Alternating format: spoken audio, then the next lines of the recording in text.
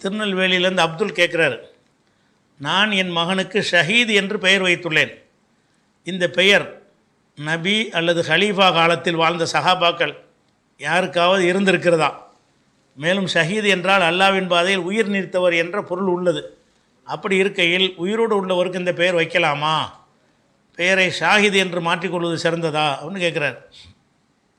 இந்த ஷஹீதுன்னு சொன்னால் உயிர் தியாகம் செஞ்சவருங்கிற அர்த்தம் மட்டும் அது கிடையாது. ஷஹீதுங்கிறதுக்கு முதல்ல அர்த்தம் பல அர்த்தம் இருக்கிறது. ஷஹீதுனா அறிவாளி, ஷஹீதுனா உண்மையாக உள்ளவர், ஷஹீதுனா கண்ணால் கண்டதை மட்டும் பேசுகிறவர், ஷஹீதுனா சாட்சி சொல்கிறவர். அப்படி ஒரு அர்த்தத்தில் உயிர் தியாகம் செஞ்சவருக்கு ஷஹீதுமாங்க.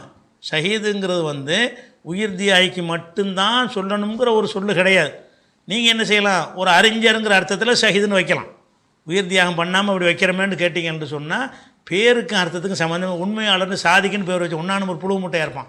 அதையே பார்க்குறது அவனுக்கு பொய் சொல்லக்கூடியவனாக இருப்பான். நம்ம அவன் என்ன மாதிரி இருப்பாங்கிறக்கா வைக்கலை, பொய் சொல்லாமல் இருக்கட்டுமே, உண்மையாளனா இருக்கட்டுமேங்கிறக்கா வைக்கிறது தான். அதனால் பெயர்கள் உயிர் தியாகம் பண்ணுனா தான் அந்த பேரை வைக்கணும்னா அது செத்த பிறகு தான் பேர் வைக்கணும். பிறக்கும்போது எப்படி உயிர் தியாகம் பண்ணுவார்? அப்போ உயிர் தியாகம் பண்ணவருங்கிற பேரை நாடி நீங்கள் வைக்கலை. அல்லது நாளைக்கு உயிர் தியாகம் பண்ணக்கூடிய நிலை வந்தால் பண்ணுவார்னு கூட நினச்சி வச்சுருக்கலாம்.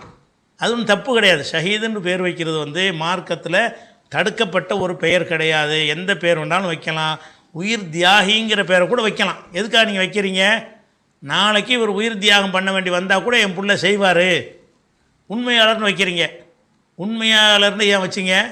இனிமேல் அவர் உண்மையாளராக இருக்கணும்னு தான் ஆசைப்பட்டு வைக்கிறீங்க. இனிமேல் உள்ளதை ஆசைப்பட்டு தானே வைக்கிறீங்க. அந்த மாதிரி தான் எல்லா பேருமே என்ன செய்கிறீங்க, அப்படி தான் வைக்கிறீங்க. சில சமயத்தில் வெள்ளையர்னு இருப்பான், கருப்பணசாமின்னு பேர் வச்சுருவாங்க. கண்ணங்கரன்னு இருப்பான், வெள்ளைசாமின்னு பேர் வச்சுருப்பாங்க. பேருக்கு இதுக்கு சம்மந்தமே கிடையாது. அது ஒரு விஷயத்தை விளைவிக்கணும் ஒன்று. ஆனால் ரசூலுல்லாஹ்வுடைய சஹாபாக்களில் ஷஹீதுன்னு யாரும் இருக்கலை. அது கேட்குறீங்க. சஹாபாக்களில் யாருடைய பேரும் ஷஹீத் என்கிற நம்ம தேடி பார்த்த வரைக்கும் யாருக்கு அந்த வரலாறு கிடைக்கிறதோ அதை அந்த தேடி பார்த்த வரைக்கும் நபித்தோழர்கள் யாருமே ஷஹீத் என்கிற பெயரில் இருக்கலை. ஷஹீத் என்றவரை ஷஹீத் ஆன பிறகு சொல்லுவாங்கள்ல, ஷஹீத் இப்ராஹிம் அவருக்கு ஷஹீத் ஆயிடுவார், அது பட்டமாக சொல்லியிருக்கிறாங்க. அவருக்கு வைக்கப்பட்ட இயற்கை பேராக என்ன செய்யலை, ஷஹீதுங்கிறது இருக்கலை.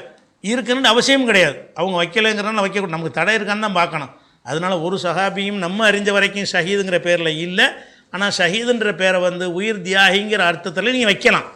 என்னுடைய மகன் உயிரை தியாகம் செய்ய வேண்டிய நிலை வந்தால் உயிர் தியாகம் செய்வார் அப்படின்னு நினைத்து நீங்கள் வைக்கலாம். அல்லது ஷஹீத் என்றால் அறிஞர்ன்ற அர்த்தம் இருக்கிறது, அறிஞராக இருக்கட்டுமே அப்படின்னு வைக்கலாம்.